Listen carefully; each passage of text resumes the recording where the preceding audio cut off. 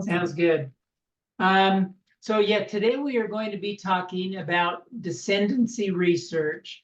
And the reason for doing it has, at least in my life, has changed.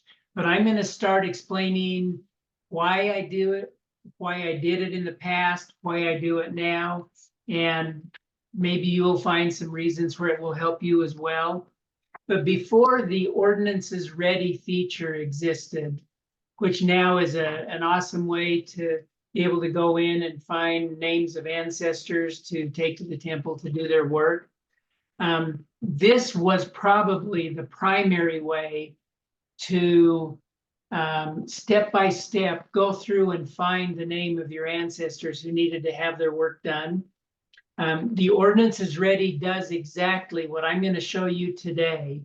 The only difference is they go back 15 generations, and I only am going to go back 6 or 7 generations. They can do it a lot faster than I can. I used to tell people in my ward that I could guarantee that I would find them the name of an ancestor to take to the temple if they would just give me 2 hours. Today, you can click on the Ordinances Ready button, and within 20 seconds or less, you can have the names of several ancestors to take. And so much faster, much easier, but there still are good reasons to use descendancy research. It's a very organized way to go through and view all of your ancestors that are showing up in this fan chart that I'm showing right now. Today, I'm going to begin by saying we want to go through and find some ancestors that need to have their temple work done. So that's the first thing that I'm going to try and do. And I'm going to do it using the descendancy research. And the way I begin is with my fan chart. Now, the way you get here, I'm assuming most of you already know, but in case you don't, once you have brought up your name in family search, then all you have to do is click up here where it says tree, or you could have done view tree down here. There's a couple of different ways to go there. And if you were in, say, the normal landscape mode of looking at your family tree, all you would have to do is click up here on the right-hand side, this drop-down box, and change that to fan chart. So that's how you get to this first fan chart. And then it will have you in the center. If you're married, it'll have your spouse on the bottom and any children that you have down below. Then going up above, this is an awesome way to be able to see all of your ancestors back to a maximum of 6 generations. Right here is where you can change, 7 generations. You plus 1 more makes 7.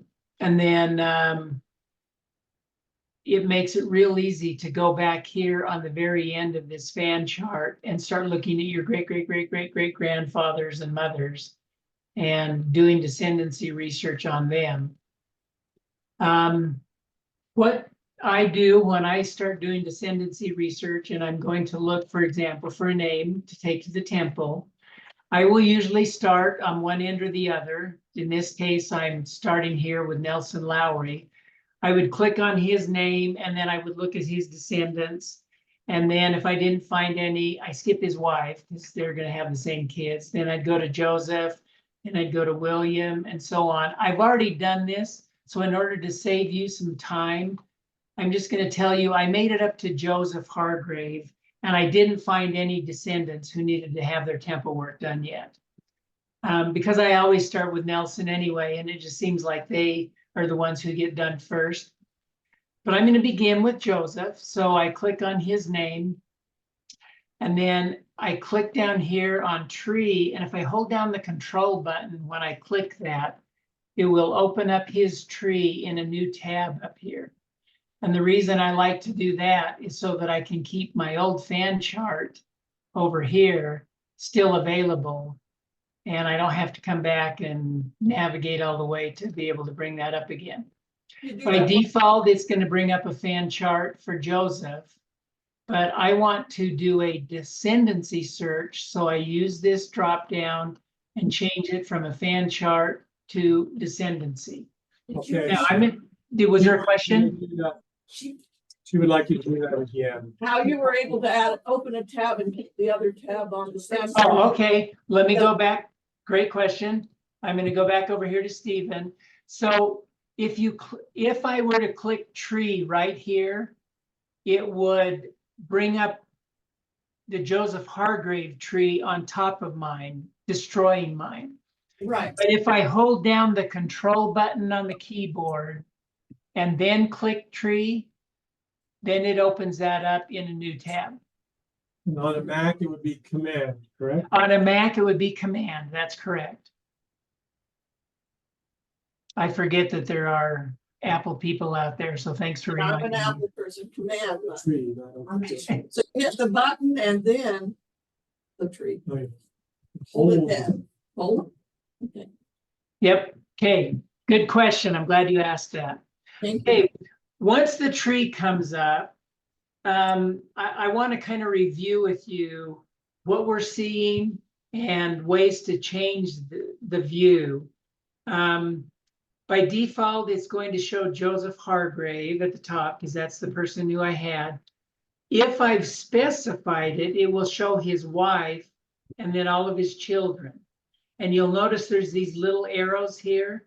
If you click on those, it will expand and show you the spouse and children of John, and then you can keep opening these up as far as you want. But an easier way to do that without having to click all these arrows is right over here on this gear symbol. You can change it to automatically go to 4 generations, and I always do that. Now, when you're doing a descendancy research, most of the work that needs to be done is in the late 1700s and early 1800s. There's a few reasons for that. Number one, that's when we have the most records that are becoming available. Number two, those are the people that are 110 years old. Unless they are a direct ancestor of yours, that you either have permission or you are the one who can grant permission to do them.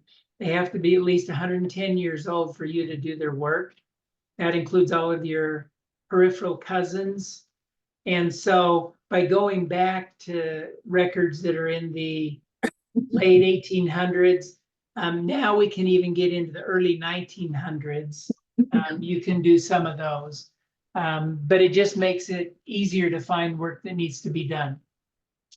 On the chart, I want to show you this.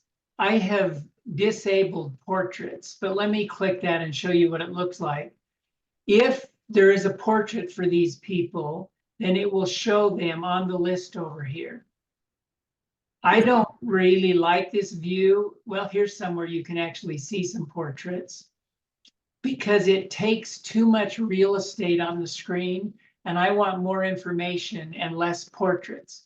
But if the faces mean something to you and it's meaningful, you know who they are and recognize them, then by all means, leave portraits checked. But I'm going to uncheck it. I don't like that.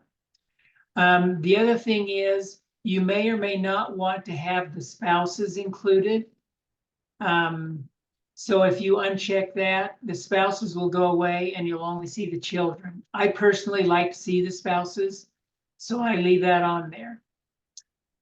Over here on the side where you can see these blue and goldenrod little icons, those represent record hints, temple ordinances, and they can also be research suggestions or data problems. You can decide whether you do or don't want these to be displayed. I usually leave them all on because it doesn't take any extra room.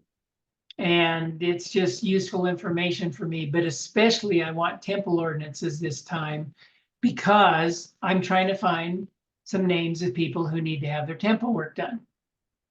For the temple ordinances, you will see 3 different colors of icons. The green ones mean that the ordinances are available and need to be done. The goldenrod ones means there's more information that's required before you can do the work. Typically, that means they need a birthplace or birth date, something like that, to prove that they actually existed. And then if it's this teal color down here, that means the work's already in progress. Somebody has printed the cards and they're doing the work, presumably doing the work. They've at least printed the cards. Okay. So with that in mind, I'm going to go down this list now, because what I'm looking for over here is a green temple, because that's somebody who needs to have their work done. This first blue one that we see right here is what they call a record hint. That's for Mary Smith, and it's a Virginia Library State Archive. It's either a birth, a marriage, or a death record that needs to be attached. We're going to talk about how to attach sources in a couple of months in one of my upcoming classes. So I won't go over that now, but this is how I find typically records that need to be attached. Here's a goldenrod one. If I click on this, it says that Anne or May E. Smith needs to have her sealing to spouse done. But like I said, she probably needs to have either a birth date or a birthplace added. We could go look at her record. We will do that later if we have time. And scrolling down, we can see here's some more sources that need to be attached. Aha, here's a green temple. That's what I'm looking for. If you look closely, you can notice there's a little clock in the top right corner of this green temple. What that means is this record has already been reserved by another person, but he has shared it with the temple. You can do those by just clicking on here and saying you want to request it. But if you do that, you only have 120 days to perform the ordinance. And then if you don't do it, it'll go back to green again so that someone else can have the opportunity to do it. Let's look at this record. Let's suppose we wanted to do this sealing to spouse. My guidance to you is to never push this request button here. Please don't ever push that. And the reason why is because I want everyone to go look at the record for William S. Tuning before you actually request it. So we make sure that this is something that really needs to be done, because just because the computer says it needs to be done, it's not always the case. So again, I'm going to hold down the control button, or if you're on a Mac, you would hold down the command button. And I'm going to click William S. Tuning's name, which will open up his record in a new tab up here, so that we can look at his record and say, does it really look like he needs to have all this work done? We can see over here, here's some research helps, some sources that need to be attached, which again, we'll do in another class. There's two things that I usually look for on a record that are really fast and really easy to decide whether or not you should not do the work for this person. The first thing I look for right here is sources. Are there any sources proving that William S. Tuning exists? And we can see there's 10 of them right here. The next thing I do is I scroll down here on the right-hand side, and I look here where it says possible duplicates. If there's a number 1 or greater there, then I won't do this work, because it's very possible that this is a duplicate record where the work has already been done. And we're going to learn in another class how to merge duplicates, so I'm not going to discuss that today. But if you ever see a duplicate of 1 or greater, or sources of 0, so there's no sources and there are duplicates, then it's best not to do this ordinance until those have been resolved. If you were going to do it, then you can click request right here, and it's okay to click it here because you've done your due diligence. You've gone in and you verified there's no duplicates, and you verified that there are some sources to prove that this guy exists. And so you would just click request here, and then you would say, yes, I want to do it. Or in this case, I'm going to cancel it because I'm not going to do it. And again, because it has this little clock in the upper right-hand corner, once you request it, you only have 120 days to do the work. Motion detected. And then you, it would just go back to turning green so that someone else could get it. All right. Any questions on any of that? Okay, we're gonna keep on going down then. That's William. So this was a good one, but I don't want to do seedlings. I'd like to do at least initiatories or maybe, some endowments. Here's a purple one. This means that there's probably some work that needs to be done. For example, there's no sources attached to this person, and this person may have children. So these are just some research suggestions. If someday you want to go in and start doing some additional research on your ancestors, this is what these little purple icons mean. But we're going to go ahead and skip those. Okay, here's another one for Thomas Dillard. And I'm just clicking on that. It says he needs to have his seedling to spouse done. So still not an initiatory. Let's see, we've got Lillian Luck, also needs a seedling. Keep going down. Maud needs to be seedling. Keep going, keep going. Here's John Henry Nolan, needs a seedling. So you could do lots of seedlings here. Rufus Child, oh, here's an endowment. Okay. So, but again, we're never going to push request here. We're going to go to Rufus's record by control clicking on his name, bringing it up over here. And we say, okay, let's look at Rufus. He has 5 sources, so that's good. We scroll down and we see no possible duplicates, so that's good.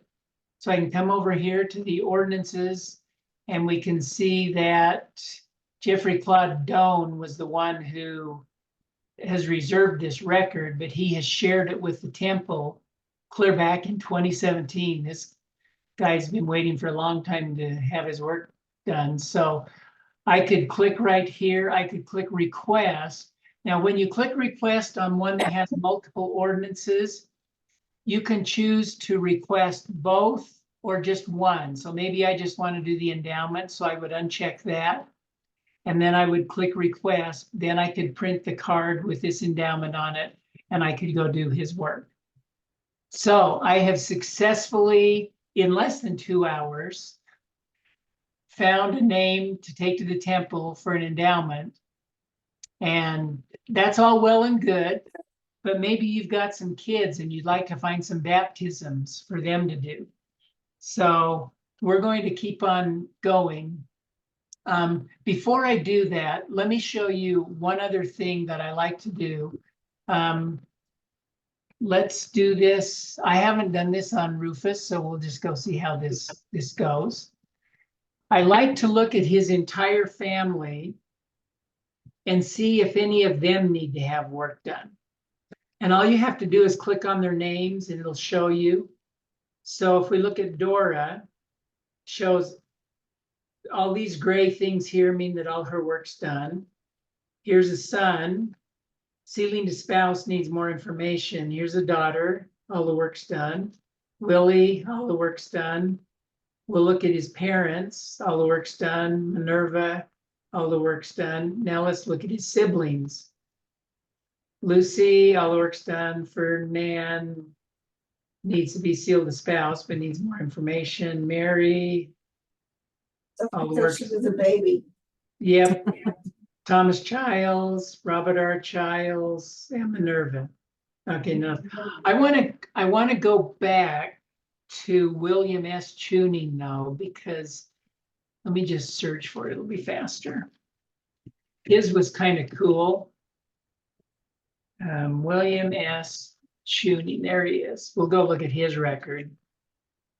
And we're going to look at his family. He had some interesting things.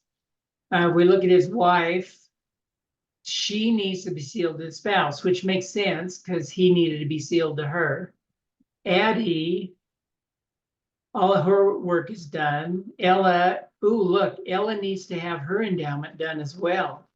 So if I went through and did Rufus, my wife could go do Ella at the same time. So I found an endowment record for her just by clicking on his children. Edmund also needs to have an endowment. So there's a brother, sister that need to have it done. If we go look at his siblings, Mary Ellen's all done, Addie's done, Aurelius is done, Adolphius is done, minus the one that needs more work, Lucy's done, and so on. But it was cool how we found two of his children over here, Ella and Edmund, that both needed to have their work done. And so you could do the work for those.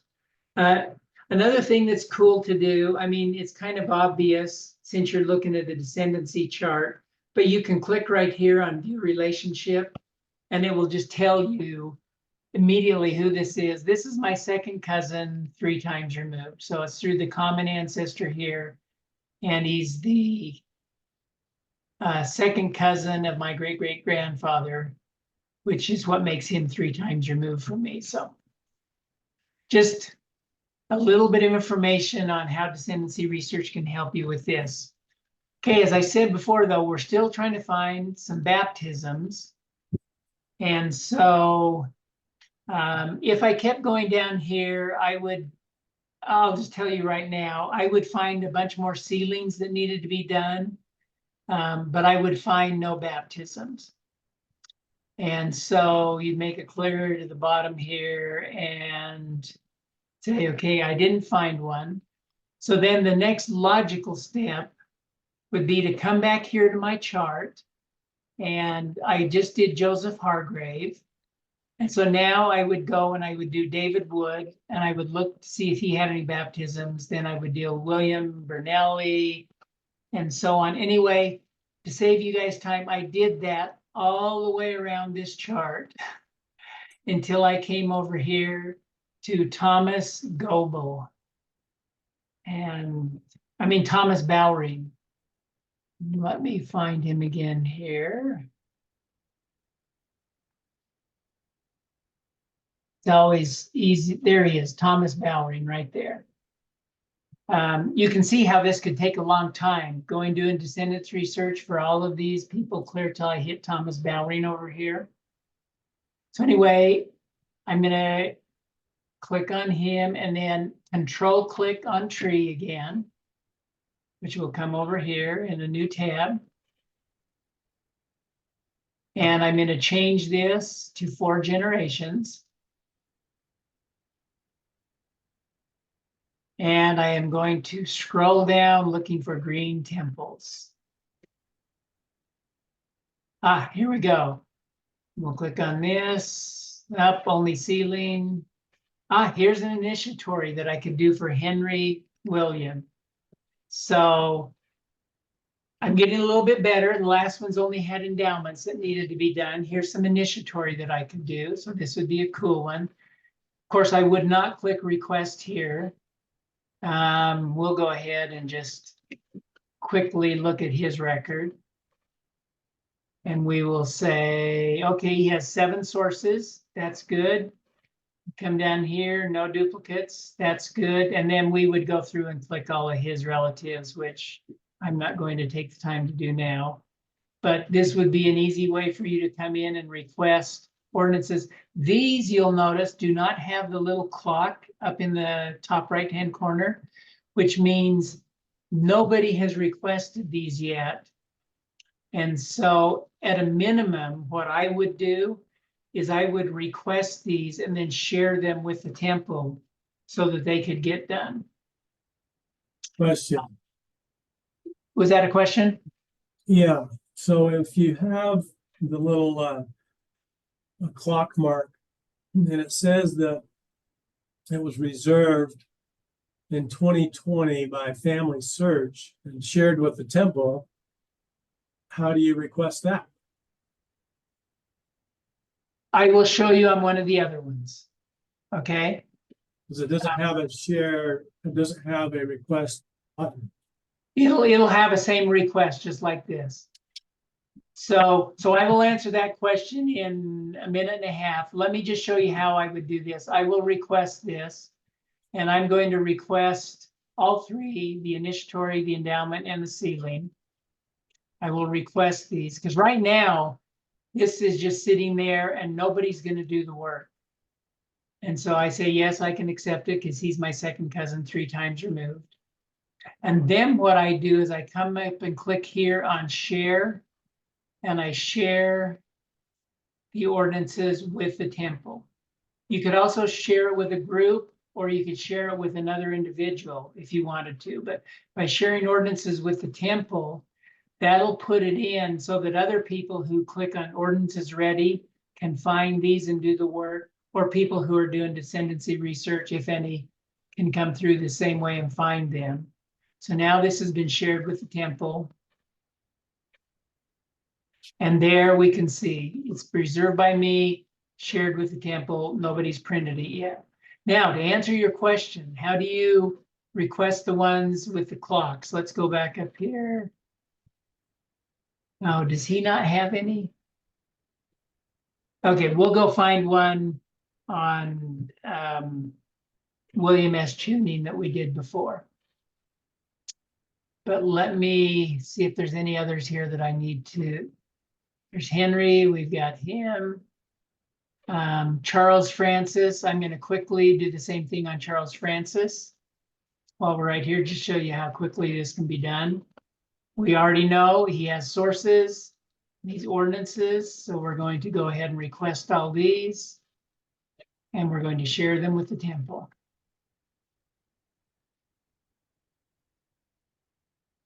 And share with the temple.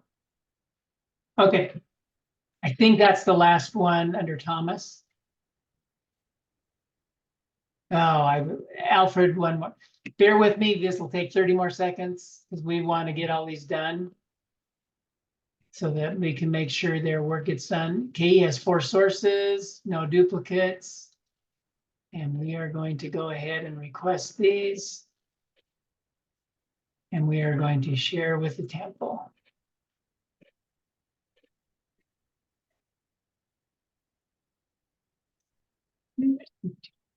And share. Okay, thank you. Now, to answer your question, I'm going to take a shortcut to get there through this little recents drop down up here. And we are going to go back to William S. Tuning. That'll work. Okay, you can see the ordinances here has the little clock in it. And so your question was, how do I request that? You push request just the same. But it says on here, you may reserve these ordinances and then you have 120 days to complete them. So if I push request, it'll turn from this green color to the teal color saying that it's in process. And at that point, you have 120 days to print it and take it to the temple. Was that your question? Okay, thank you. Yes. Okay. I'm not going to do it in this case, but yeah. So that's the only difference. That other request that I just did where I shared it with the temple, if you request it and you do not share it with the temple, you have 2 years to do the work. If it has the little icon of the clock up here, you only have 120 days. However, if you share it with the temple, it never expires. And so I share all of mine with the temple. This is aside from the class, but I'll show you this anyway. We're going to talk about this in another class. So I have all of my shared with temple. This used to say 3,000. I've got it down to 592 now. By leaving them shared with the temple, number one, they never expire. Number two, other people can find them in the temple list and can print them and do the work for you. So they're helping you out. And then if I decide I want to do the work on one of these, all I have to do is click their name and then click unshare here. and it pulls it back from the temple into my list, and I can print it and do the work. So kind of a sneaky way to never have them expire. But at the same time, you're making them available for everyone who has access to the tree to do the work on these people. I have a question. Yes, Okay, so occasionally when I get in there, maybe I'll find a name that was shared 8 or 9 years ago. You know, so it says 2000. right. Do those get done? I mean, because it seems to me like when I get my names back, they're all recent. And I just wondered if it's been that long, you know, like 7 or 8 years ago. So the question is, yes, they do get done. I've noticed the same thing, Chris, and it kind of makes you wonder, are they taking the most recent ones before the old ones? Yes, No, exactly. Yeah, I don't know what the algorithm is for doing it, but I do know that so I get emails probably weekly from Family Search telling me that names that I have shared with the temple have been done. And it's kind of, in fact, I'll just show you right here. If I go look at completed, it's kind of fun seeing the temples where these have been done. Here's one in Fort Lauderdale Temple, Denver, Colorado Temple, Brigham City, Utah. That one was me. Ogden was me. Logan was me. St. George was me. Let's keep going. All these St. George ones were me. Red Cliffs, that was me. Mesa, Arizona, somebody did one. Fort Lauderdale again. Mount Timpanogos, Hartford. So Anchorage, Alaska. It's just kind of fun to see where they're done. But I noticed there was a group that I had shared probably 2 or 3 years ago, but not 8 years ago. And they were all getting done, which made me happy to see that those were getting done instead of the ones that I just shared last week. They will eventually all get done. Might not be till the millennium. But yes, But at least they're there. that's exactly right, Chris. They are there, they're accessible, and eventually somebody that clicks ordinance is ready is going to grab those. Okay. Okay, now I still have not Wait a found. second. We got Yeah. another question. Sorry, one more question. So are we to understand then that these names that we share with the temple, that they are being found by people who are doing family history work, but also is the temple extracting those to give to people when they need names at the temple or not? The answer to that is yes. The temple extracting is probably the wrong word. Printing would be the more accurate word. So for example, right here, we're looking at Charles Francis Bowring. It shows this initiatory is shared with the temple, but not printed. The temple every morning goes through and just randomly, it's not totally random, but they grab a set of initiatories, baptism, endowments, and so on that they can hand out during the day. And they will take them right from these lists of people like me who have shared them. And once they get printed, I will see this will change from shared with temple, not printed. It'll say shared with temple, printed. And once it's printed, I can't print it anymore. And then within usually a day or two, they've handed it out, and then it'll come back and it'll say, it was done in this temple on this date. Okay, thank you. So it's just random, which ones Yeah. get done, which ones don't, it's pretty random. Yeah. So, but I know they're grabbing mine all the time because that list that I just showed you, like Anchorage, Alaska and Fort Lauderdale, I don't know anybody in those 2 temple districts. They're just randomly getting printed and done. Thank you. Which I'm happy to have that happen. Okay, but here it is. I'm over with my neighbor. I've almost used up my 2 hours. I still haven't found a baptism for them. And so, let's hope that there's some inspiration here somewhere along the line. And it says, you need to go look at Joseph Keene. And I said, well, if I would have started down here and gone up, I would have got there a lot quicker, but okay, we'll go look at Joseph Keene. And we'll click on his tree, which is opening up over here. And we're going to change it to 4 generations. And just kind of a summary again, as we're scrolling down, we're looking for a green temple. Here's the teal ones.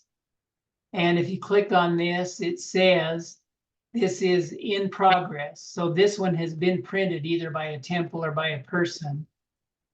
I can see right away here, though, Lucretia Keene looks to me like there's a duplicate there. Unless this first, there were back in the 1700s, they did have young kids die, and the next child that was born, they gave the same name, but this looks suspect to me. I'm gonna keep scrolling down. Okay, here we go. We've got Abraham Wright. This is an endowment that needs to be done. I'm still looking for a baptism. Here's an endowment, but these would be good to do. Let's see, Edmund Lawrence. Say hallelujah, score a touchdown. We have a baptism, a confirmation, initiatory, endowment, and a sealing to spouse.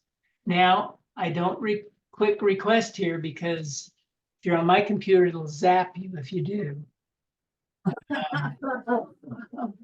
So we are going to go look at Edmund Lawrence. And we're going to look at the 2 pillars and say, does he have any sources? Ooh, nice. He has 7 sources. That's good. But are there any duplicates? Nope, no duplicates. So that's good too. So we can come over here to Edmund Lawrence. And we can say, look at this. He needs to have all of his work done. He's got to be linked to his parents before the sealing can be performed. So there's more research that I could do. But this is exciting for me. So I'm going to go ahead and request this. And I'm going to say yes. I'm going to request it. Now, I told you that I always share things with the temple. Well, that's not totally true, because we've got a group of youth in our ward that go to the temple and do baptisms every Friday morning. And so I don't share the baptisms and confirmations with the temple because I print them and give them to my youth and they do them for me. So you can still click share. You can say share ordinances with temple and just uncheck baptism and confirmation, but it'll still share initiatory, endowment, and sealing with the temple. And as soon as these 2 are done, then the temples can print these, or I can always pull them back later if I want to print them myself. So I am going to share those with the temple. And there we go. And now you can see here, the baptism, it says in progress, but not printed, and it will expire in 2 years on May 15th of 2026. Same thing with the confirmation, but on the initiatory, it just says shared with temple, and you'll notice there's no expiration date. Because as I said before, anything you share with the temple never expires. And so this is a real good example of the difference between those that do expire and those that don't. Okay, the last thing that I would do with him is click on all of his family. So let's check and see his wife. Oh, look, she needs to be baptized and everything too. So we want to go because we don't want to leave him all alone, do we? Of course we don't. Oh, never. That's right. And she has sources and she has no duplicates. So we say, this is good. We're going to request Maria Louise Ernest. And then we're going to share everything except the baptisms. Share the ordinances with the temple, uncheck baptism, uncheck confirmation, and share with temple. There we go. And again, she will have the same expiration dates, 15 May 2026, but none on these other 3 because they're shared with the temple. Let's see about his kids. Oh, look at this. The kids have already been shared with the temple. Clara, Lawrence, but Clara hasn't. And Esther hasn't, and William hasn't. So I'm not going to bore you guys with doing all these, but I'm going to leave this up on my screen. So when the class is over, I can come request all of these. But I just wanted to show you how going through Descendancy research, looking for all the green temples, just doing some rudimentary due diligence to make sure the records seem valid. You could do a lot more, you know, checking on them to make sure they're valid. But if they have sources and if there's not duplicates, there's a pretty good chance they need to have their work done. And then clicking on all their family members to see if any of the family members need to have work done. So that's the process I go through to find names to take to the temple. Let's see, that was all on Edmund. These are just ceilings. This is endowment. These have already been shared. And let's see here, James needs some, oh, we probably should go do his. I'll come back and get him later. And these all here have little clocks by them, so they've all been shared with the temple. So that is Descendancy research. This is a fun way if you really have a lot of time and you want to go through and find names to take to the temple. The much easier way is to just go to your temple tab and click on Ordinances Ready. Ordinances Ready, what it does is it does exactly what I have just been showing you here. The biggest difference is it goes back 15 generations instead of just 7 generations. And it doesn't do the little check. It does check for duplicates, but it doesn't check to see if there's sources. And so even if Ordinances Ready gives me some names, I typically will double check them just to make sure before I actually print them and do the work. Okay. Any questions on any of that? Anything you want me to go over again or? Okay, so now let me tell you, since I don't use this method to actually find names anymore, but I do use this method to attach sources. So what I do is I go to the very beginning here. So I've already done Nelson. I've already done Hargraves, Eddleton's, Hargraves. I'm up here on Woods. And so I go through David Wood and I bring up his tree. And now I'm not looking for green temples anymore. What I'm looking for are blue icons. And this is what we're going to talk about in 2 months in the class. I'm looking for this little blue icon right here, which is a hint. And it means there are sources that need to be attached.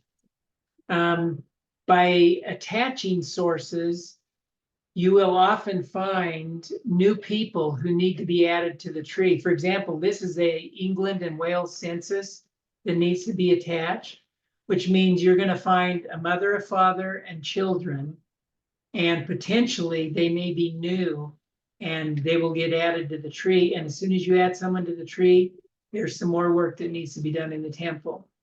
So this is the method I use now. I try and go through and make sure every source for every descendant of David Wood has been attached. And then it's amazing how that the 3,000 names that I used to have that I shared with the temple, 90% of them came from this method on just attaching sources and finding new names. So, but that's another class. But just to show you that Descendancy research does still have a valid use, like I say, for attaching sources. And you can also use it for where these little red icons are. This means you've got data problems. This one, Susan Chisman, is missing a standardized death place. So you could go through and fix the data problems of all of your ancestors and their descendants. So several things that you could use descendancy research for. Question? I have No. a question. Yes. So once we've done the process and those names are ready for baptisms, do you go to the temple ready and then print them from that? Will they just be there? No, what I do, I come over here. Oh, reservation list. Yep. I mean, I'll show you. It's a good question. I just go to temple and then I go to my reservations. And those 2 baptisms that we just reserved will be there at the top. Or the bottom, it puts them at the bottom. Awesome. Or the middle, there we go. There's Edmund Lawrence, baptism and confirmation, Maria Louise Ernest, baptism and confirmation. So then you would just check these boxes and you would click print. And you print the card right there. That's because Temple Ready doesn't give you a choice. It's finding them for you. correct? Right. So They're not, yeah, yes, and that's one thing that's a problem, at least in my mind, Chris. Let's suppose you do ordinances ready. So you click here and you say, I want to find some baptisms, and it'll bring you 8 names. And then you'll check those 8 names and you'll find out that 2 of them don't have any sources. And so you don't want to do those 2. Well, there's no way to tell ordinances ready not to give me, because if you click it again, it's probably going to give you the same 8 names every time. And so that's unfortunate that there's not a way to say, hide this one. I don't want to do this one. Yeah. But if you find your own names, like I have done, then you can select the ones that you want to print. So all I would say is in that case, you're kind of stuck. You can either choose to only do 6 of the 8, or you can just do all 8 and say, I really don't think these need to be done, but you know, Family Search isn't giving me a choice here. It's still going to be a wonderful experience for whoever does the ordinances. Yeah. I have a question on this. Okay, so if I pull off the ordinance ready, okay, so I want to do some endowments and something happens, I don't make it to the temple, and 2 or 3 months later, I still have the card sitting on my desk. How long before they reissue it? It's 120 days if it was previously shared. Uh-huh, If you were the one that originally requested it, it's 2 years. okay. But you can always tell that. You can go to my reservations, because so you know, Chris, I'm going down to Arizona next week and I'm going to visit all the temples down here. So I've already printed, you can see David Miles, I've already printed this card. Lloyd Miles I've printed, and it tells me right here it expires September 2024. Okay, So I know you can just look here and it'll tell you how long you have to go. I have found a problem with Temple Ready in that even if I don't make it back for 2 weeks to the temple, because I didn't go when I thought I was gonna go, that name is sometimes given out again and done. Really, Yes. it shouldn't be. I never do Temple Ready without going over and making sure it hasn't been done. Yeah, so you go to this page and make sure it's still there. I do double screens and just make. That is good to know. Well, it's actually good to know, but bad to hear. Because if I pull them off from the temple and my daughter in Colorado the next day pulls them off from the temple, she will get the same names I got. Yeah, that's And wrong. it's a problem. So you just gotta be careful. I don't wanna do it. I don't wanna take the time to go to the temple and do a name that's already been done. I agree 100%. So And it's real easy and fast to check and see if it's been done. Mhm, that's true. Yep. As I can see, all these ones I'm doing, there's 1, 2, 3. Well, I printed 9 of them. You've already printed the call, yeah. Yep. So, How did you get to that screen? This screen, I went from the top, I went to temple and my reservations. Okay, and then it will Also, show if you it. click ordinances ready, you know. And then you can click ordinances ready down here. You can click completed. That's where I went to look to see the ones that had been done. Like here's the one in Fort Lauderdale. It was done May 10th, so 5 days ago. Do we not actually print until we're headed out the door to the temple? I mean, how Well, quickly do you you know, think that turns over? things just happen in our lives, you know, I mean, Yeah. so. But I'm wondering how fast is that? I mean, you found that the very next day, your My daughter daughter was got the getting the same same names that name, I so I'm wondering how quick that turnover is. I don't know. You know, Yeah. it's like anything else in family search. You know, we live in a world, okay, not on the other side of the veil. So, you know, I've just learned it takes the church a long time to figure out some of this stuff. And so Yeah. Chris, there's Uh-huh. not a chance she was logging in with your login, is there? No, no, not Okay. anymore. They used to have done that. But I've just seen where, you know, 120 days, 120 days. yeah, Yeah, you're the first one who's ever told me that that's happened. Yeah. uh-huh. But- So I never do temple ready. Well, I don't do temple ready anyway, because I have so many names in my family that need to be done. Right, So I just would be careful when doing temple ready. yep. So, Well, most people do the ordinances ready like the day that they're ready to go. right, And so you're usually safe and you don't have a problem. yeah. Because once the work is done, I guarantee you, nobody else is gonna be printing it. All right. Okay, Any other questions? are there any other questions? Any other questions? No, this is great. Okay, I wanna do one more thing, because I have 6 more minutes. Let's go to, Options be to, oh, let's just go right here to me. At the bottom of every screen is a little menu that most people never even look at. And so I wanted to quickly go through it. We're not going to have time to do as much as I wanted, but I wanted to explain to you what each one of these things do. The about box, that just tells you about Family Search and so on. If you wanted to be a volunteer at Family Search, and there's actually more ways than some, it's not just being a missionary, but you can actually be like a one-day volunteer or something. Clicking on this page will go show you how. Blog, mostly it's Family Search employees, but various people will add things to the blog here. And I find it fascinating just to go read it about once a week to see what is out there. Finding ancestors is the same as searching for ancestors in the tree. That's no different. This sitemap is actually kind of interesting. It lists the entire Family Search website. It shows you everything that's under family tree, everything that's under memories, everything under genealogy records, and so on.